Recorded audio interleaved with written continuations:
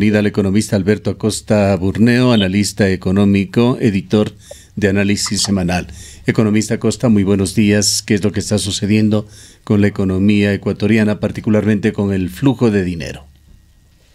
Muy buenos días, gusto estar con ustedes. Vemos que la economía ecuatoriana está atravesando por un proceso complicado. Estamos en una crisis fiscal. ¿Qué significa esto? Que el gobierno, de manera persistente, ya por sexto año consecutivo, gasta más de lo que tiene. Y hasta ahora la estrategia había sido endeudamiento, posponer cualquier medida, cualquier ajuste con mucha deuda.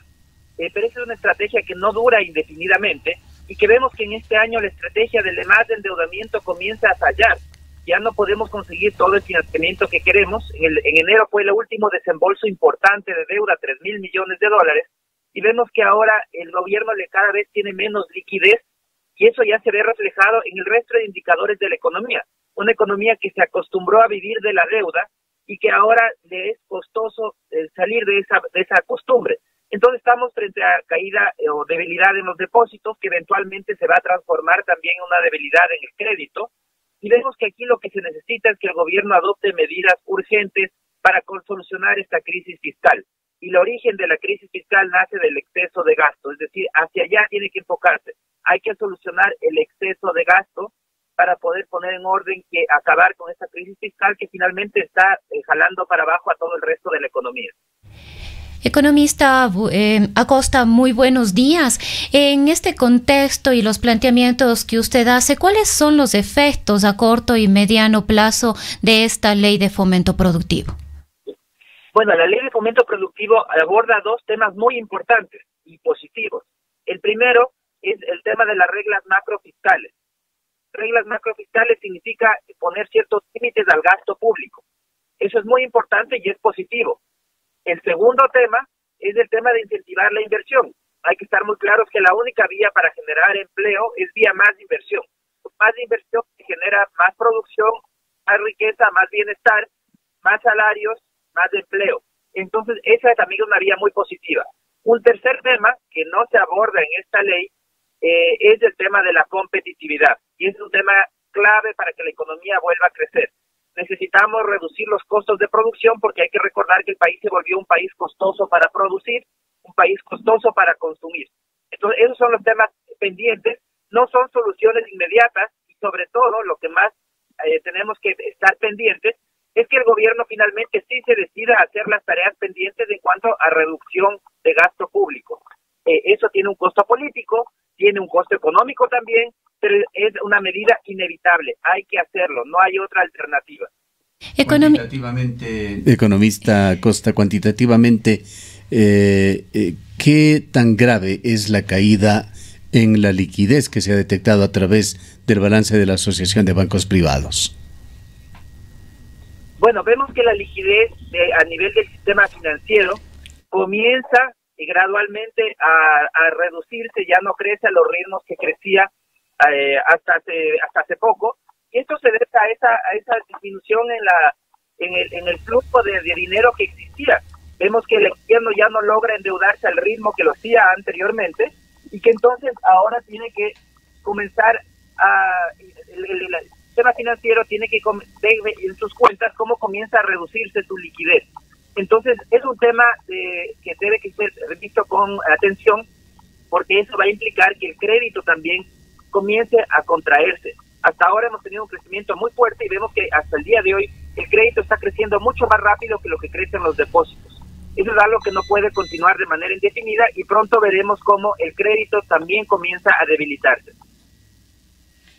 Economista Acosta, cuando usted habla de que el gobierno nacional debe cumplir con su tarea de reducir el gasto, ¿hacia dónde debe apuntar este gasto? El presidente ha hecho varios anuncios sobre la eliminación de algunas instituciones, entre otras prácticas que vemos que aún no han tenido los resultados esperados.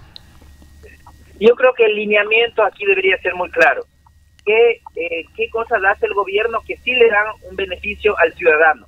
Todo lo que sí le dé un beneficio directo al ciudadano debe mantenerse, y aquí me refiero educación, salud, seguridad. Esas son las áreas en las que no solamente que necesitamos mantener esos beneficios, sino que debemos seguir incrementando la inversión en esos sectores. Todo lo demás tiene que ser revisado, porque tenemos un Estado muy grande, creció muchísimo durante la última década. Pensemos en cuanto al número de funcionarios públicos. En la década pasó de 300.000 funcionarios a 700.000. Ese fue el incremento en una década. Si hablamos a nivel del tamaño del Estado, en función del tamaño de la economía, pasó de un 20% del PIB a superar el 43% del PIB. Es decir, hemos incrementado el gasto de manera tan significativa que en este momento ya no tenemos dinero para seguir sosteniendo tanto gasto público. ¿Hay, economista, nuevas inversiones en Ecuador que permitan dinamizar a la economía? Definitivamente esa es la salida que está impulsando el gobierno. Es algo que toma tiempo y eso hay que estar conscientes. No es que se va a obtener de manera inmediata el beneficio de estas inversiones, pero esa es justo la vía y eso es lo que busca la ley de fomento productivo, crear un ambiente favorable para esa inversión. Entonces yo creo que eso es muy positivo, pero como digo, no olvidemos que para que esas inversiones vengan, no solamente se trata de estímulos tributarios, sino también de trabajar en el gran desafío de la economía ecuatoriana. Tenemos que volver a ser un país competitivo, es decir, reducir costos de producción. Y para eso hay cosas puntuales que el gobierno debe hacer. Empecemos por reducción de aranceles, por simplificación, flexibilización laboral, por acción de trámites, todas medidas que van a ayudar para abaratar el costo de producción en el país. Economista Costa, otro de los temas que preocupa profundamente tiene que ver con el empleo y el subempleo. Usted manifestaba que el número de burócratas creció de forma importante en los últimos años. Sin embargo, cuando se piensa en que se debe reducir, ¿hacia dónde irían a parar, digamos, el desempleo? Quizás se incrementaría teniendo en consideración que el sector productivo, la empresa, la industria tampoco está en condiciones de receptar un mayor número de empleados, es decir, generar más fuentes de trabajo. Aquí lo que tenemos que estar conscientes es que finalmente todo ese gasto público se financia a través de impuestos. Entonces, para poder mantener estos empleos y cuidar, entre comillas, esos empleos, tendríamos entonces que crear nuevos impuestos al sector productivo, a las familias ecuatorianas. ¿Y cuál es el resultado? Es destruir empleos en el sector privado. Entonces, aquí la alternativa viene por dónde queremos que se destruyan los empleos. ¿Quién va a asumir el costo de esta cuenta? Si se le pasa nuevamente al sector privado, como se hizo desde 2016, vemos cómo el sector privado sistemáticamente se han ido destruyendo empleos. La manera de hacerlo es subiendo impuestos para poder financiar esos y sostener esos empleos públicos. Esa es una alternativa. La otra alternativa es decir, bueno, el sector privado ya ha asumido el costo de este ajuste de una manera muy fuerte, se han destruido muchísimos empleos del sector privado. Ahora es hora también de que el sector público finalmente ponga en orden su casa, porque hay que estar claros. El origen de los problemas que estamos viviendo es el exceso de gasto. Nadie puede gastar más allá de lo que recibe de manera indefinida, ni siquiera el Estado. Una familia nunca lo puede hacer, el Estado tampoco. Llega a un límite en el que tiene que poner su casa en orden. Y esto lamentablemente tiene un costo. Relacionado con este tema del empleo, economista Costa, ¿hay razones para que el gobierno esté preocupado y esté tomando medidas contra la diáspora venezolana, poniendo filtros para que no puedan ingresar con tanta facilidad en la frontera?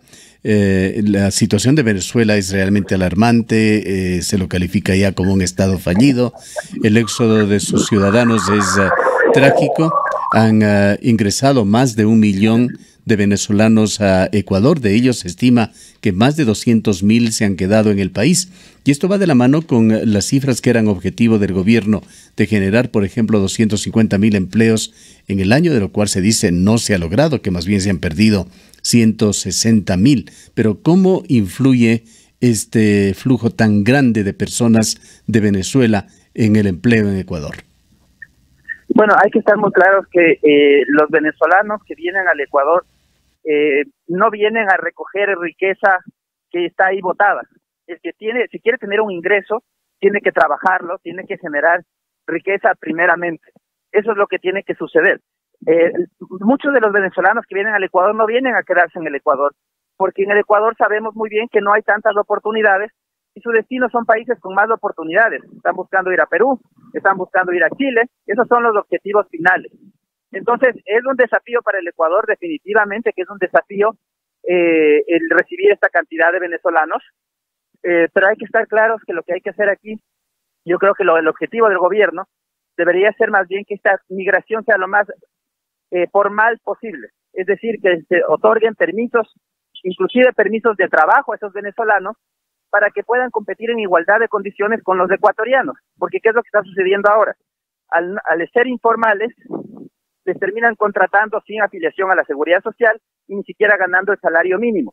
Entonces se está creando una competencia desleal que se elimina con la formalidad. Entonces yo creo que debemos ser solidarios con los hermanos venezolanos y el gobierno tomar una política de formalidad frente a la migración.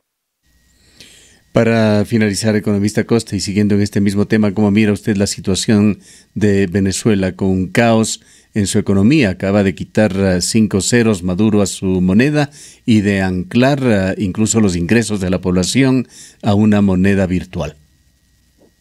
Yo veo que es lamentable que Venezuela esté en esa situación y tenemos que los ciudadanos ecuatorianos recordar las causas de esa situación. Y la causa viene por el lado de la aplicación del socialismo. El socialismo siempre trae pobreza, y eso lo estamos viendo en Venezuela. El socialismo del siglo XXI que se quiso implementar en el Ecuador y que afortunadamente se abandonó ese proyecto fallido, pero ese es el origen de toda la pobreza en Venezuela, a lo mismo que es el origen de la pobreza en Cuba, que son países y estados fallidos que no logran generar bienestar a sus ciudadanos. Y eso es algo que los ecuatorianos no debemos olvidar. ¿Hasta cuándo aguantará el gobierno de Maduro? Mientras el problema aquí es que este tipo de gobiernos controlan los poderes del Estado, tienen contubernios con las Fuerzas Armadas y logran de esa manera dominar a las mayorías de la población, manteniéndolas en el hambre. Y vemos como ahora Maduro no solamente que ha generado pobreza en su país, sino que ahora la está exportando a toda la región. Bien, queremos agradecerle al economista Alberto Acosta. Él es analista económico y editor de la prestigiosa revista Análisis Semanal.